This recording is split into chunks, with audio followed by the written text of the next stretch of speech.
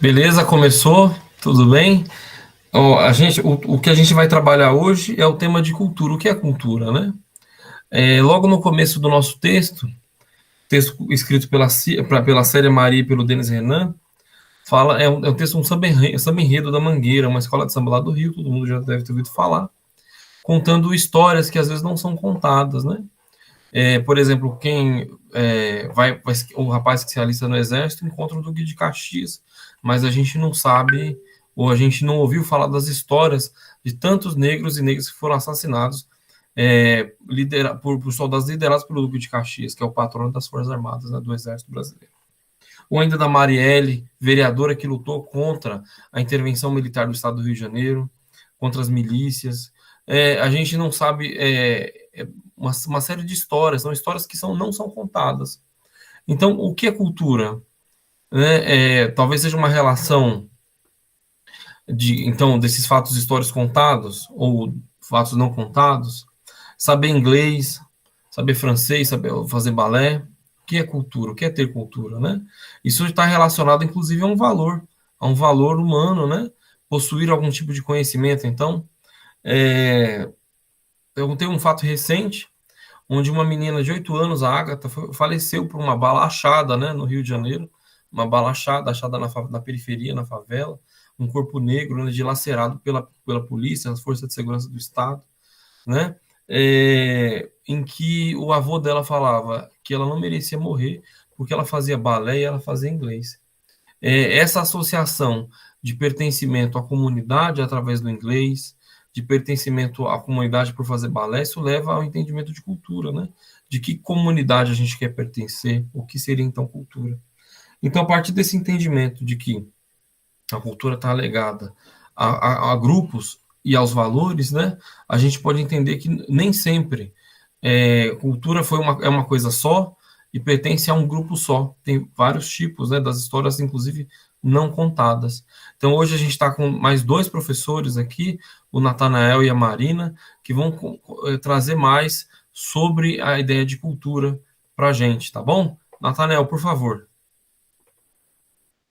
Olá, eu sou Natanael, sou estudante da Unicamp, estou estagiando aqui no Nonturo. Queria agradecer ao professor Heitor aqui e vou falar um pouco sobre esse conceito, né, que o Heitor apresentou de cultura, que é um conceito que tem muitos sentidos, como ele mesmo já colocou, né? A gente ouve falar de muitas culturas diferentes.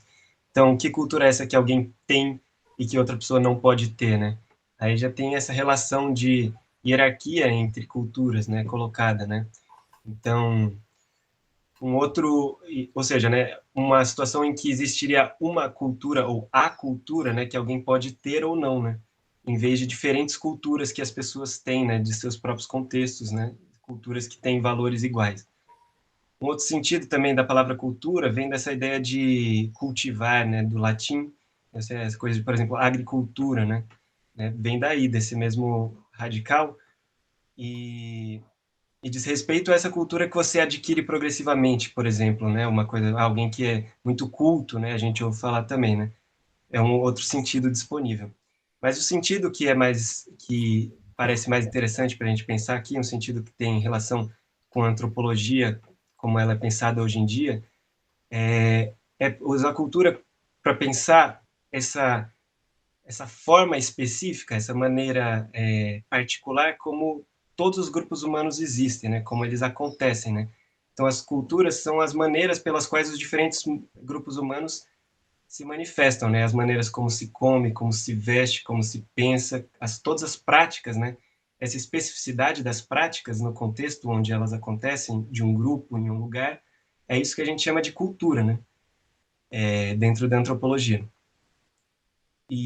Mas nem sempre foi assim, né? Historicamente, o conceito de cultura ele veio muito vinculado a uma ideia de superioridade cultural europeia dentro da antropologia, que nasce como uma ciência colonial, né?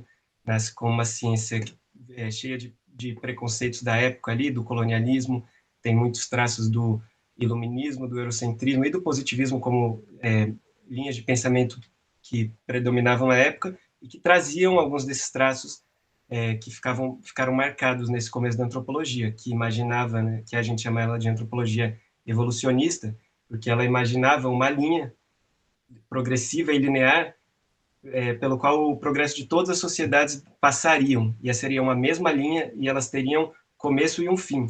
E o fim imaginado, né, pelos europeus era a própria sociedade deles, né, que era tratada como, ou seja, seria a cultura novamente, né, enquanto os outros seriam específicos, né, teriam culturas específicas, eles teriam a cultura universal, né, a cultura geral, a que todos tenderiam com o tempo, né.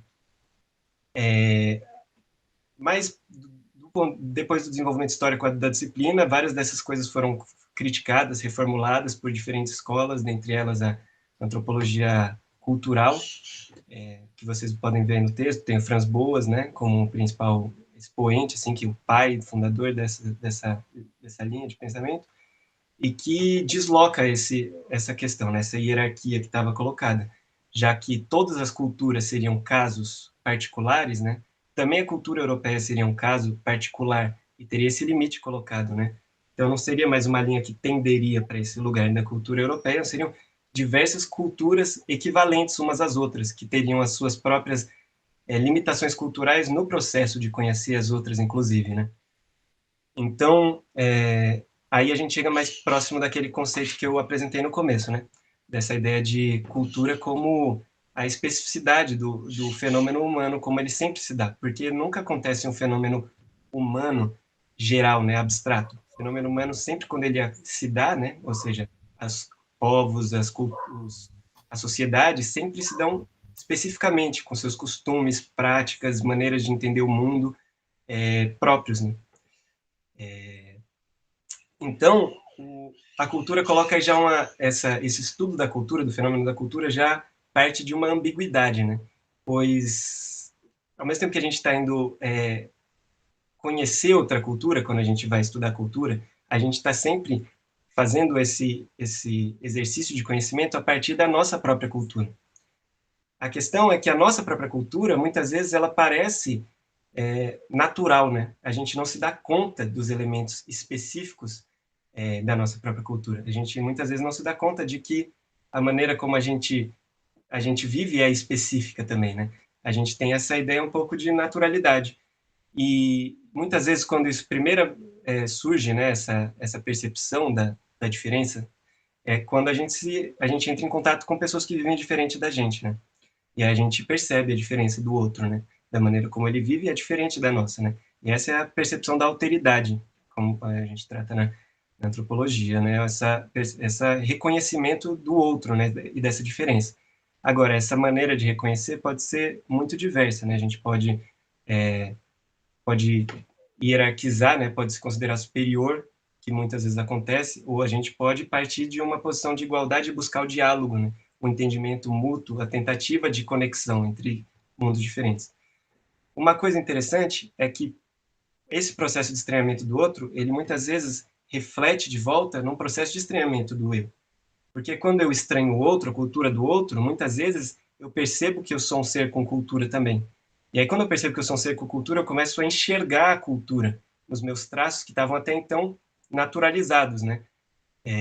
Eram evidentes, não eram não tinham algo que tornasse eles objeto da minha atenção. E aí esse estranhamento muitas vezes é o que desperta essa atenção para esses traços culturais do próprio sujeito que está pensando. E essa é uma característica muito interessante porque ela é fundamental para o exercício de conhecimento da sociologia e da antropologia, né? Esse estranhamento de si, para que a gente consiga pensar nas situações culturais do outro, ou diferentes da nossa, ou até mesmo a nossa, com o estranhamento científico que é necessário, né? Um pouco de distanciamento, reconhecendo, né? Tentando nos desvencilhar dos nossos julgamentos, né? E das características culturais que são inerentes a gente, né? Mesmo que seja inevitável trazer um pouco disso, nesse processo de conhecimento. Poxa, muito obrigado pela sua contribuição, Natanael. A cultura como multidiversidade, como diversidade relativa em relação a outras, né? traz um enriquecimento muito grande, ao invés da premissa anterior evolucionista, né, que tinha a Europa como centro da cultura e da civilização mundial.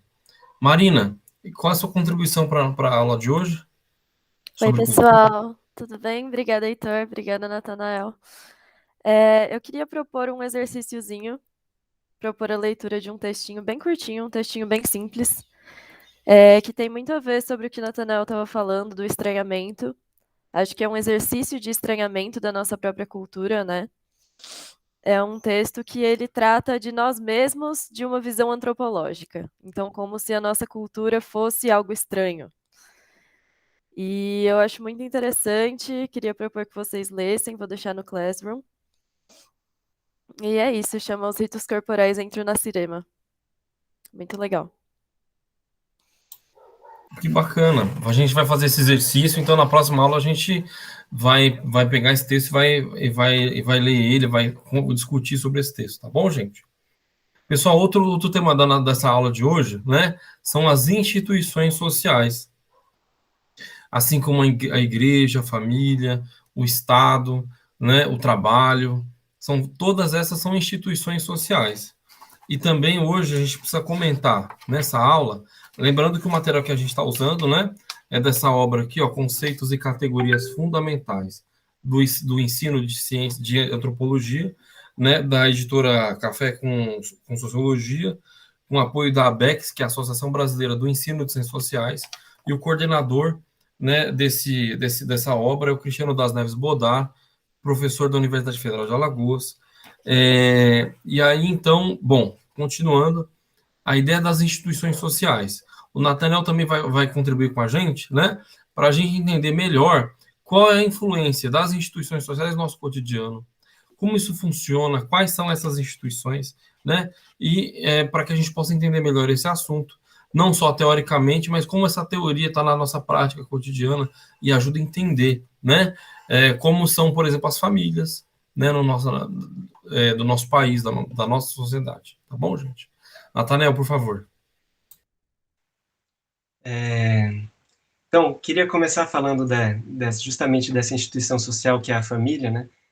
Antes da gente até entrar no que é uma instituição social propriamente, para explorar ela, porque ela é ao mesmo tempo, né, algo que é tão familiar, mas que varia muito, né, as formas disponíveis de família, né, as formas possíveis de família, né, as formas que acabam acontecendo.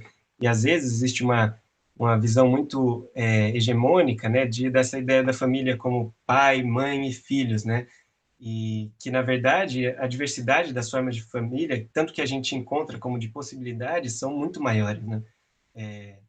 Famílias monoparentais, né, com um pai e filhos criando, famílias de pessoas criadas pelos avós, pessoas criadas com pais em casais homoafetivos, né, só homens, só mulheres, né, muitas possibilidades de famílias que a gente encontra.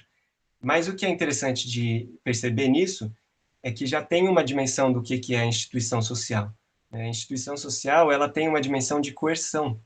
A instituição social tem uma dimensão de regra que se impõe aos sujeitos, né? Então, essa forma família que a gente tem na imaginação não é por acaso, é porque ela já existe como uma instituição social e que tem esse peso de coerção, e ela é exterior aos indivíduos ao mesmo tempo.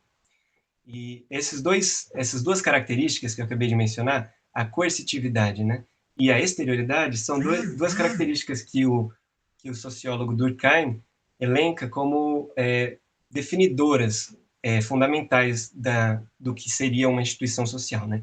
Porque a instituição social ela se apresenta como as formas de organização e controle da vida social, que vão refletir os valores e a cultura da sociedade ou do contexto que elas regulam, né? Então, perguntando para vocês um pouquinho antes, né? Ao longo da vida de vocês, né? Provavelmente já se depararam com muitas regras, né? E com a transgressão dessas regras também, já descumpriram regras, né? O que acontece, né, quando a gente descumpre uma regra?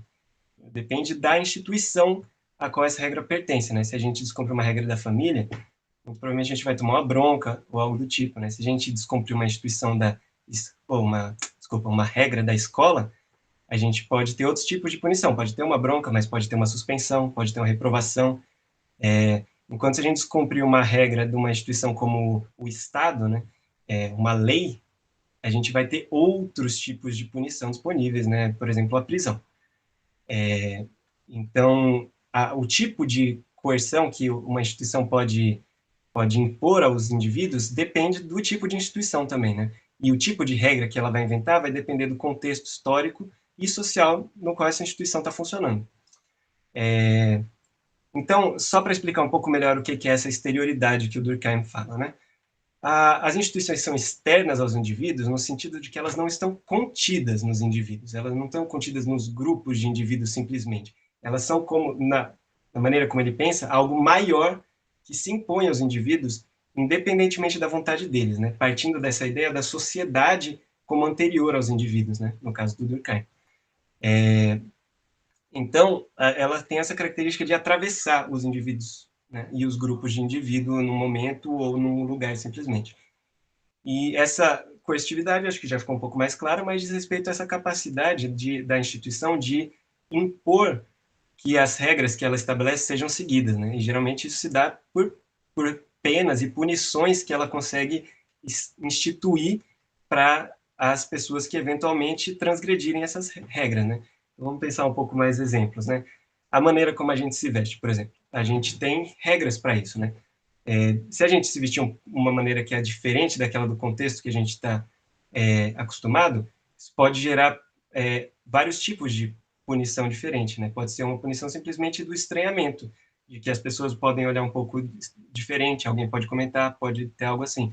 Mas tem coisas, por exemplo, se uma pessoa sair sem roupa na rua, ela já vai ser presa, provavelmente, né? Ela vai tem uma lei que proíbe isso. Então, são algumas possibilidades, né, para pensar essas coerções que as instituições podem impor aos indivíduos. E aí, para dar uma finalizada nessas características das instituições, queria só mencionar outras três que também vocês vão poder ler nesse texto que está disponível, que o professor Heitor mencionou, que são, na verdade, são 5, mas 2 delas a gente já comentou, que são a exterioridade e a coercitividade, e as outras 3 são a objetividade, a autoridade moral e a historicidade, que são outras 3 características que as instituições têm, né? A objetividade, ela diz respeito ao reconhecimento da existência da instituição por parte dos indivíduos. Ou seja, né, os indivíduos, ao reconhecerem que a instituição existe, eles não fazem isso por escolha, necessariamente, né, mas porque há uma imposição, né, dessa percepção. Só que eles passam a agir e a pensar como se ela existisse. E aí isso faz com que ela passe a existir objetivamente, como um fato social, né? A historicidade, ela diz respeito justamente a essa característica das instituições de serem históricas, né? Elas passaram a existir a partir de um momento, elas não existiam antes, elas atravessam os indivíduos ao mesmo tempo por longos períodos históricos, né? Então, às vezes, várias gerações vão conviver com uma mesma instituição, né? E, ao mesmo tempo, elas não são eternas, né? Elas começaram no momento, né? Então, elas têm essas características de historicidade. E aí, por último, né, a autoridade moral, ela é uma outra forma de poder que as instituições têm para conseguir regular, né, e estabelecer suas regras, que ela diz respeito justamente a esse reconhecimento por parte dos indivíduos que fazem parte dessa autoridade moral também, né? Então, é um pouco diferente da coerção, porque é uma forma de controle e poder que não está baseada na punição imediatamente, mas na autoridade moral que o indivíduo reconhece em um membro ou na própria instituição. Então, acho que essas são as características gerais que eu gostaria de apresentar aqui das instituições. E só para finalizar, antes de passar para a Marina, só uma última coisinha que achei interessante falar, né? É que pensando a educação hoje em dia, como ela se dá, né? A educação, ela se dá tanto hoje em dia através da família, como da escola, né? Antigamente isso era diferente. A escola, ela era muito mais reservada para as pessoas ricas, né? E para pessoas com condições, era uma minoria da sociedade, né? Hoje em dia esse papel ele é muito mais dividido entre as duas instituições. E, ao mesmo tempo, a educação ela é justamente o processo pela qual, né, uma sociedade consegue renovar as condições da sua existência no tempo, né? Ou seja, É uma maneira pela qual uma geração consegue transmitir as instituições, os valores, as regras, para a geração seguinte. Então, a educação, para o Durkheim mesmo, ela seria esse elo de correntes que conecta as gerações entre si e faz com que a sociedade consiga continuar existindo no tempo. Mas, ao mesmo tempo que ela reproduz as instituições sociais, esse processo da educação ele é caracterizado por uma abertura inevitável, né? Nessa passagem de uma geração para outra, você tem uma abertura para que as instituições sejam repensadas, sejam transformadas pelas novas gerações e que e a educação tem esse potencial de oferecer também e de desenvolver com os estudantes e com as pessoas que estão vindo instrumentos para que elas consigam pensar criticamente sobre as instituições que elas veem no mundo e que elas aprendem, e aí, a partir de um exercício dos próprios indivíduos, repensar essas instituições de acordo com os valores que vão mudando, né? Então, acho que é um pouco isso que eu queria trazer. Gente, nós teremos mais a contribuição da professora Marina, né? Mas vale ressaltar também que para o Durkheim, a ideia que ele queria passar com coerção, né? Se a gente olhar a definição dicionarizada do termo, a coerção é uma coisa física, mas a ideia que ele queria passar é de constrição social. A constrição social, como o Nathanael falou, vai de uma sanção material a uma sanção imaterial, né? Uma coisa, uma pena, por exemplo, moral, ética, né? Onde, por exemplo, no cristianismo a gente tem a ideia do pecado, onde a gente tem a influência, uma constrição da fé e da crença no fiel que se sente culpado por ter feito alguma transgressão dos dogmas religiosos. E esse tipo de sanção não é material, né? A pessoa não vai ser presa por ter feito um pecado, mas a pessoa acredita ter feito alguma coisa errada, né? E aí, portanto, ter feito um pecado, né? Então, a constrição social vai nesse âmbito da influência que existem das instituições para com os indivíduos no processo de individuação da sociedade capitalista industrial, né? Outra coisa também muito importante, que as instituições sociais são ideológicas.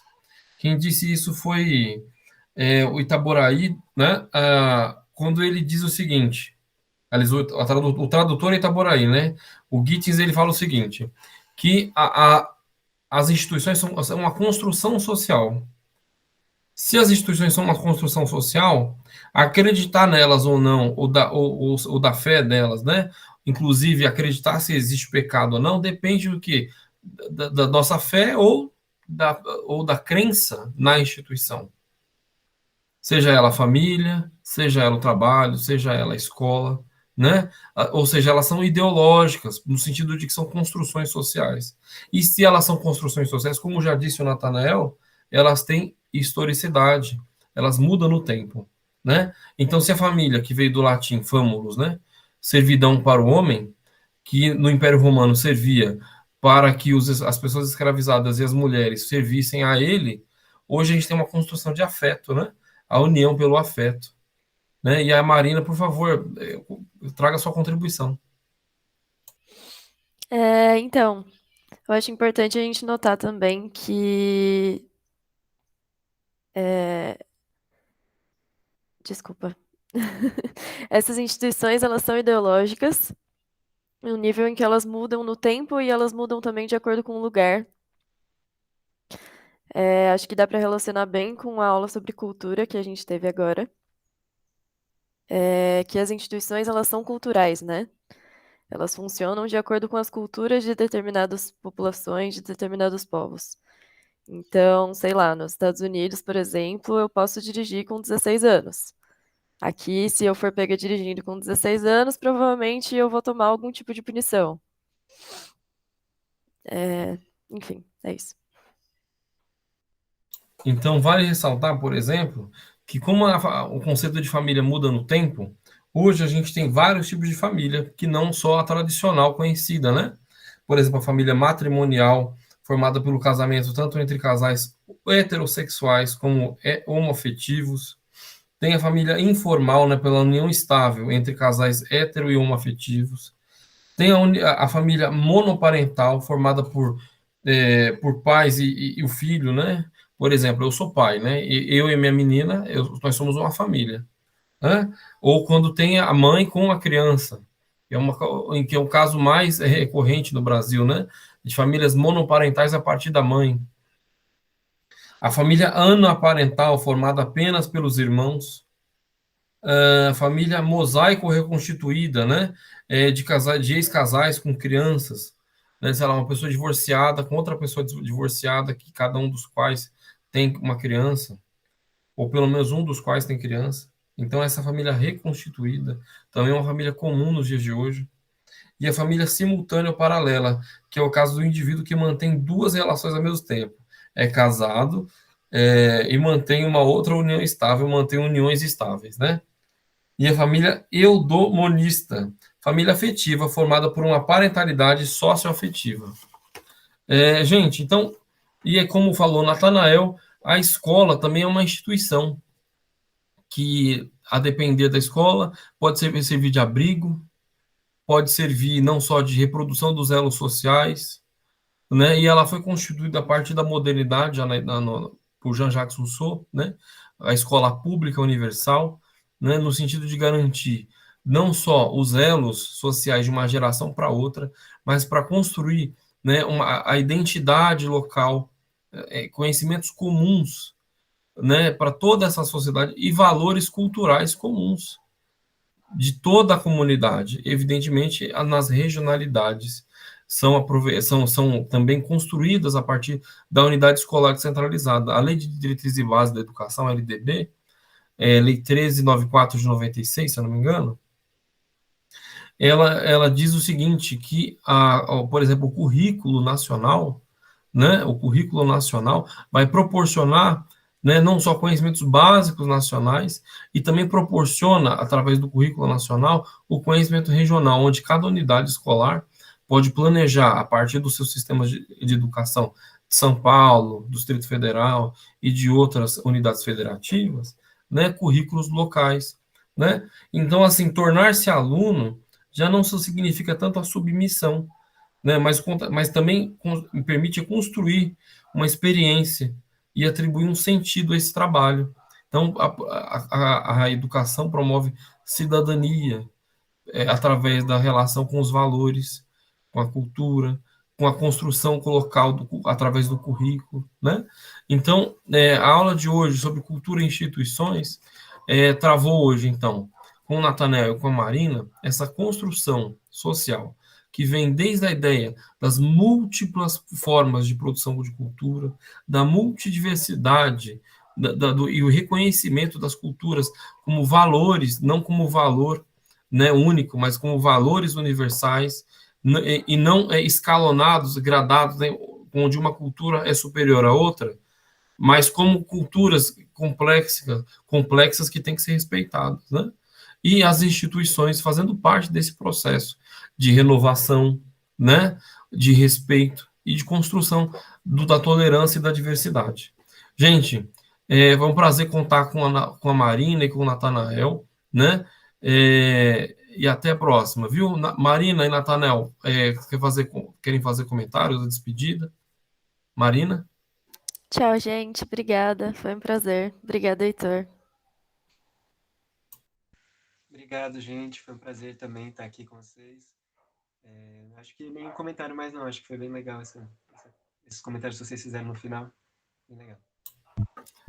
Um abraço, pessoal.